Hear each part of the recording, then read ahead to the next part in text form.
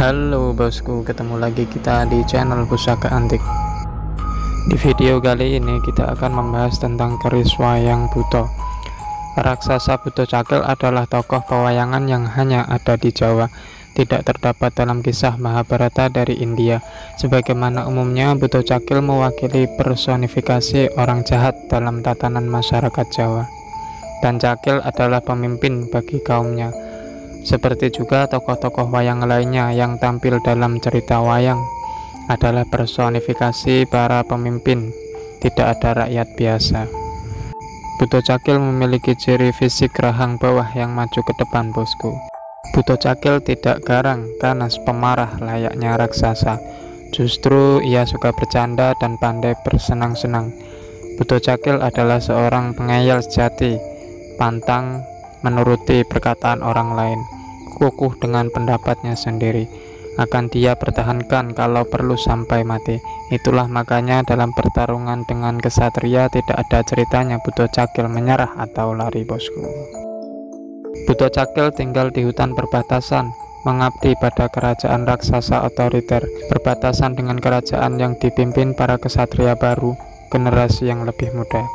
Mental Buto Cakil sendiri sebenarnya bukan petarung tangguh, tidak berani cari perkara dengan raksasa lain. Sukanya mencegat kesatria krempeng, berpembawaan halus, atau kesatria muda bambangan, lembut yang kira-kira mudah untuk dikalahkan.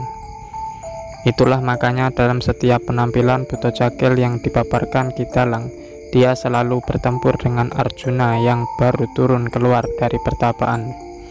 Arjuna versi Jawa sosoknya bertubuh langsing, halus gerak-geriknya, dan saat keluar dari pertapaan tidak menyandang pakaian kebesaran kesatria, tapi berpenampilan deso seadanya. Pada kisah lain, Buto Cakil bertempur dengan Bambangan, kesatria muda yang baru keluar dari padepokan. Buto Cakil mencegat sang kesatria di hutan, tidak meminta harta karena jelas sang kesatria tidak membawa bekal apa-apa, bahkan juga tidak membawa senjata. Buto Cakil langsung tanpa tedeng aling-aling meminta nyawa. Bicaranya Buto Cakil tidak menggelegar atau menakutkan. Buto Cakil justru bergaya cengengesan bosku. Pertarungan tangan kosong pun dimenangkan kesatria krempeng dengan mudah, karena Buto Cakil tidak bisa menggigit dengan posisi rahang bawahnya yang maju. Aneh dan tidak efektif. Akhirnya Buto Cakil mencabut keris, menyerang sang kesatria deso dengan kerisnya. Logika awam bosku, Buto Cakil dengan keris di tangan didampingi rombongan raksasa akan menang mudah melawan seorang kesatria krempeng dan halus gemulai, berpenampilan deso dan tanpa senjata. Tapi ketetapan penulis cerita kehidupan wayang Jawa justru Buto Cakil kalah, mati tertusuk oleh kerisnya sendiri. Rombongan raksasa teman-teman Buto Cakil tidak bisa protes atau menyalahkan sang kesatria krempeng, karena kekalahan dan kematian Buto Cakil tertusuk kerisnya sendiri, disebabkan oleh tindakannya sendiri akibat kesalahannya sendiri. Gambaran Buto Cakil yang berkelakuan buruk hingga mati oleh kerisnya sendiri bisa menjadi gambaran bagi siapa saja.